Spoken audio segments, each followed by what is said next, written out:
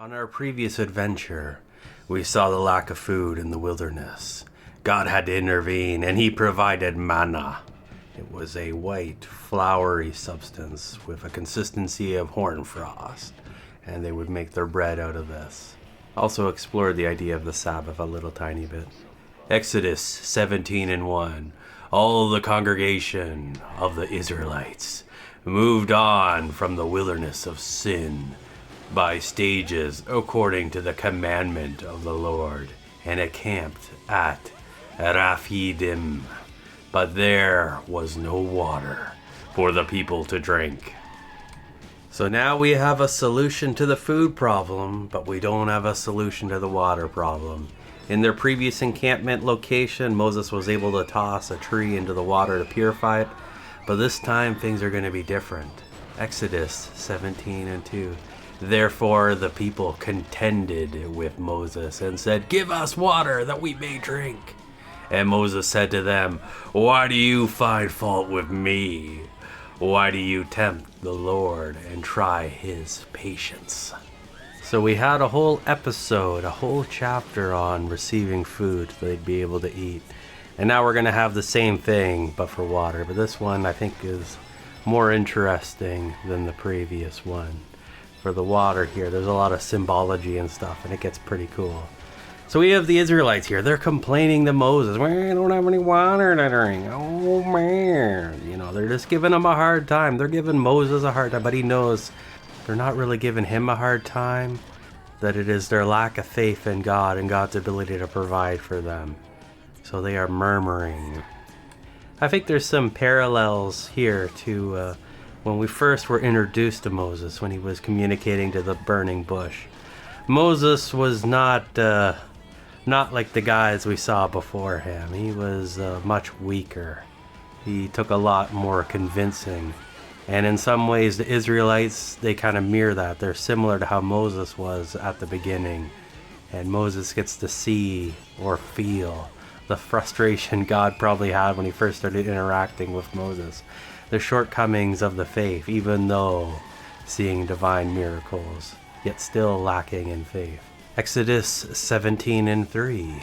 But the people thirsted there for water.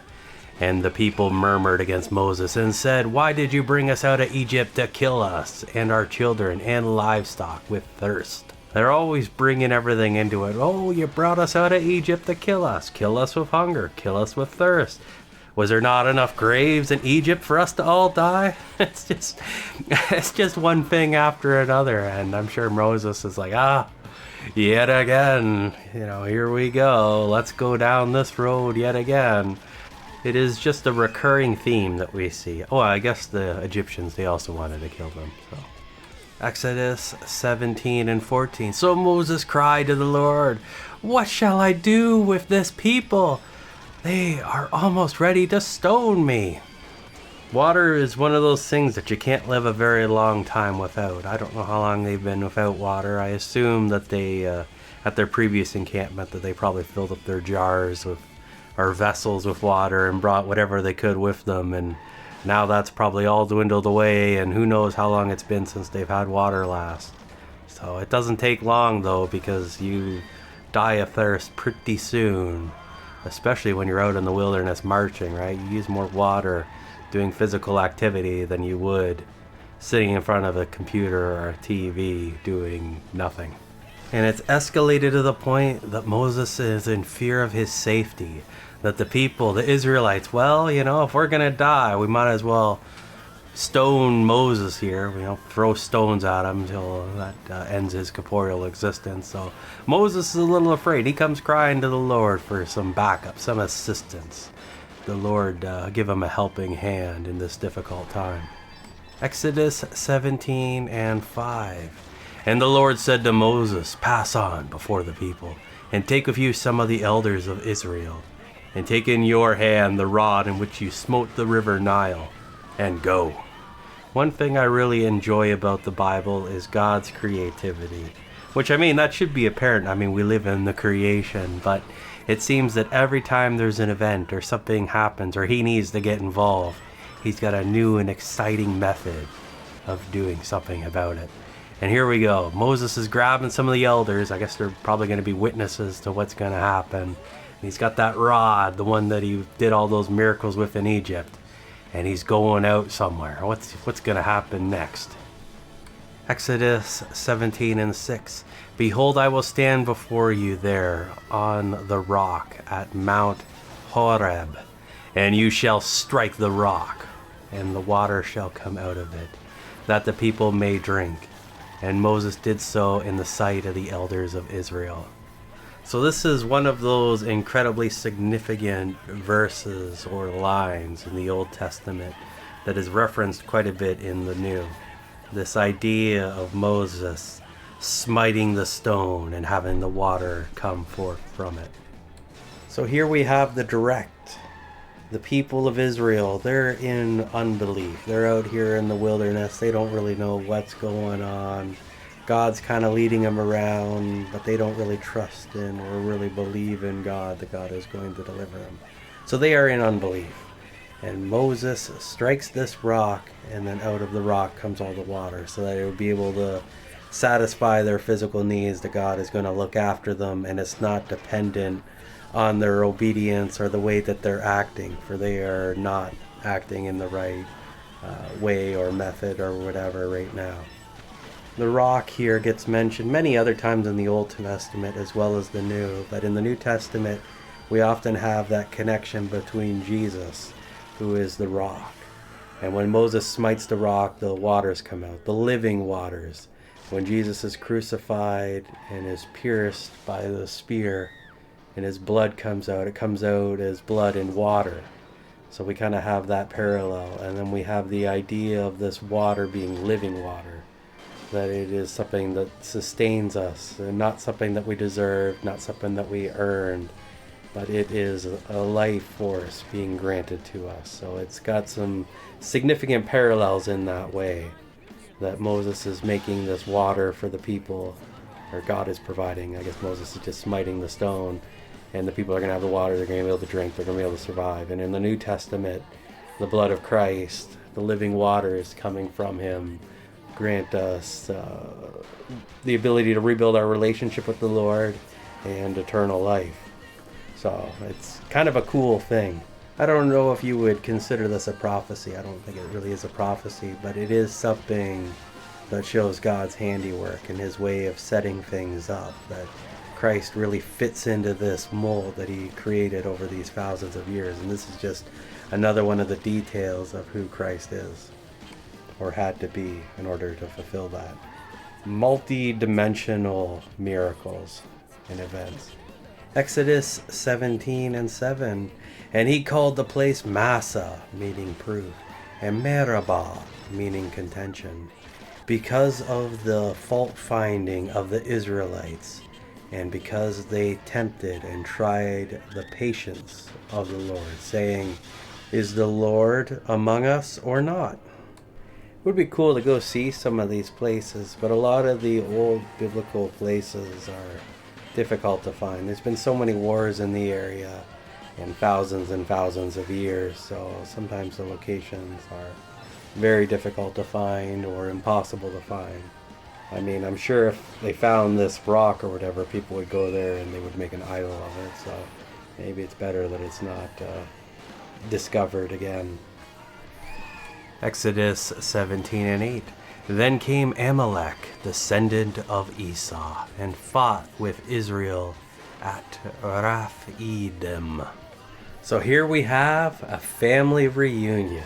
As we recall, there was Jacob and his brother Esau, and the descendants of Jacob were the Israel 12 tribes, or whatever it is. I guess I don't know. I think there's 12 tribes. Sometimes, depending on how you add them up or whatever, the number changes or the names of the tribes change, but it's still 12. There's some weird, funny business that way, but we'll dig into that later at some other junction in time.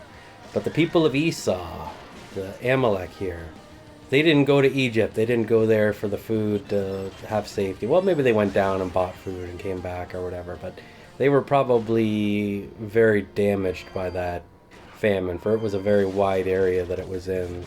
But they've since repopulated, and they have enough people that they can bring the attack on Israel. When they saw the people of Israel, their first thought wasn't, oh, well, let's go over and see who they are and see if we can help them out. It's like, no, they're going to attack them, try to drive them out of the land, get them out of there, slay them and take their possessions, right? So they're bringing the attack on the Israelites. And Israel, I mean, they just can't catch a break. So here we go. Exodus 17 and 9. And Moses said to Joshua, choose us out men and go out.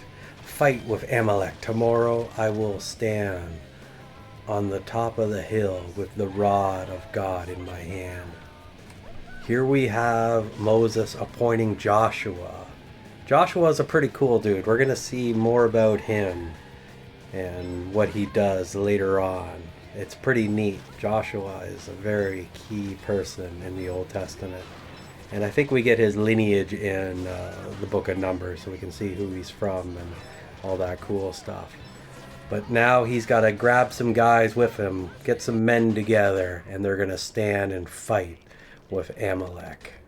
They're going to battle them in combat.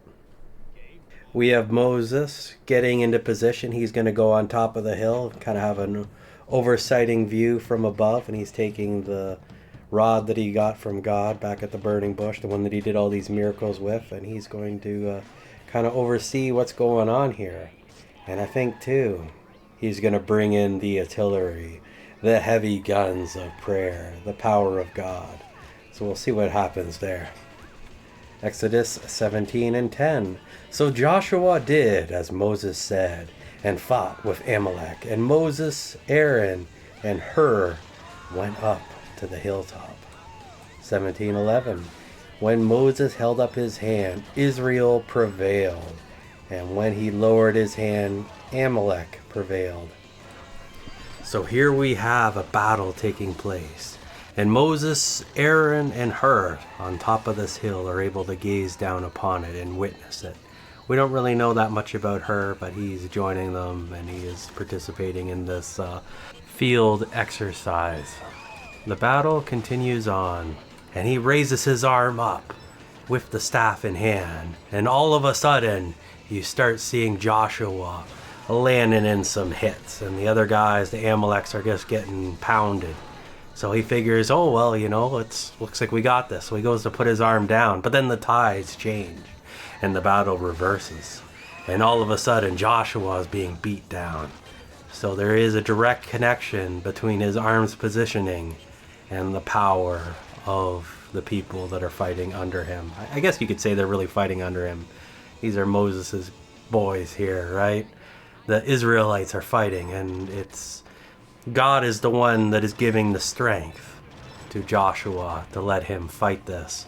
And when Moses withdraws his hand, pulls that staff away, Joshua seems to get weaker. So there's something going on there, and it's kind of interesting that it's only with the power of God that they're able to overcome. Exodus 17 and 12. But Moses' hands were heavy and grew weary. So the other men took a stone and put it under him, and he sat on it.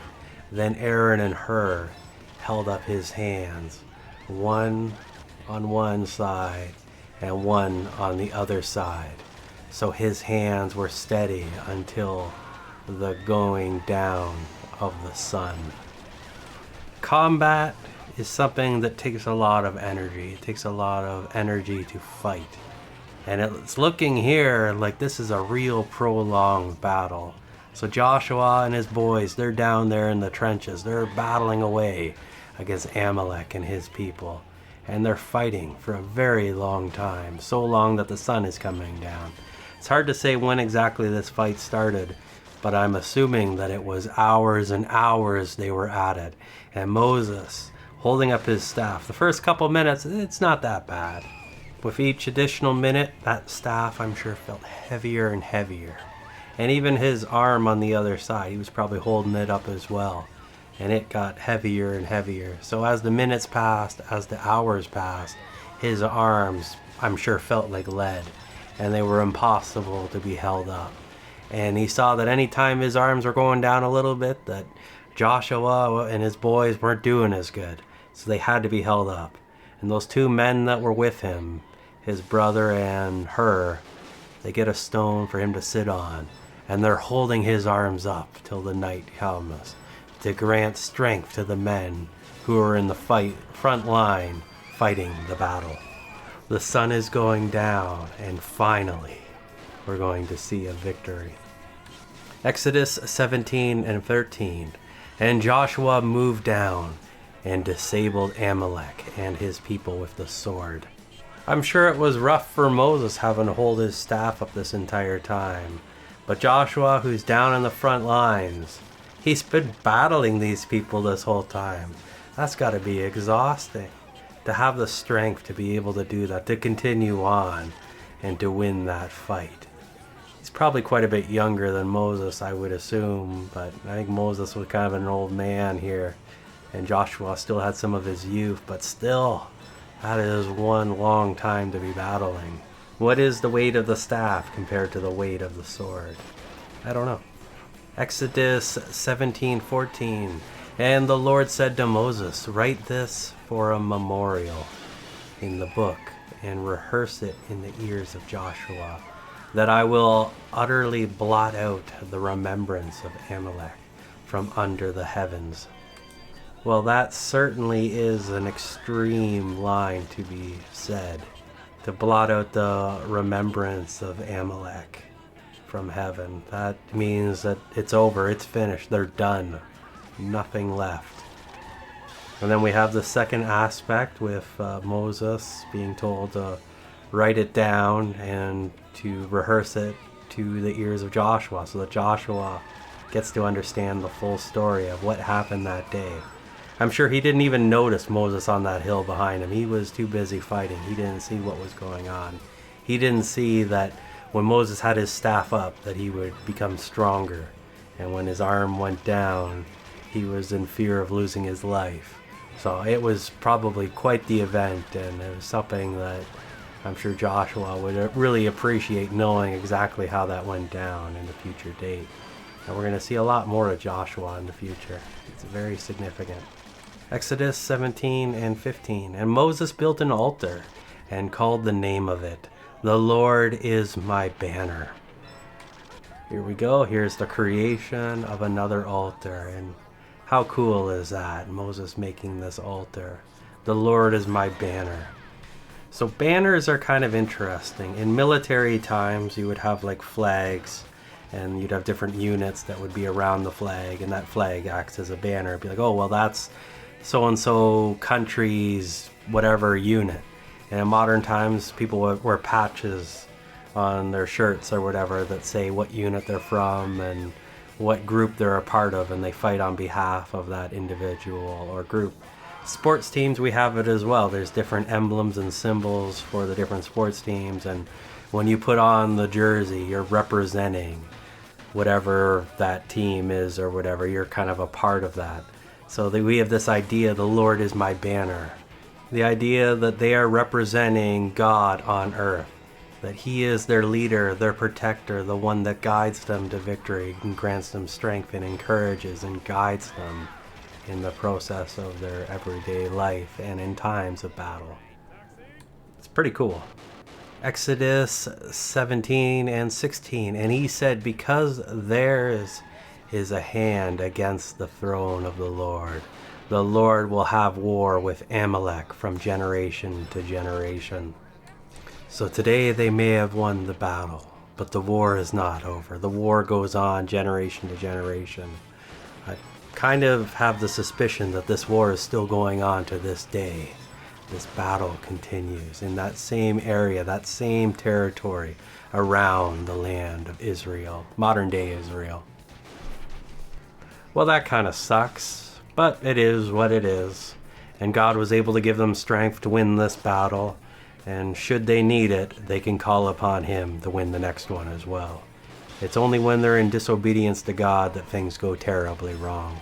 As long as they have faith and trust in the Lord, He can get them through all things. Similar to us in the modern day. And we don't have to do war with these people. And our personal struggles probably seem quite trivial in comparison.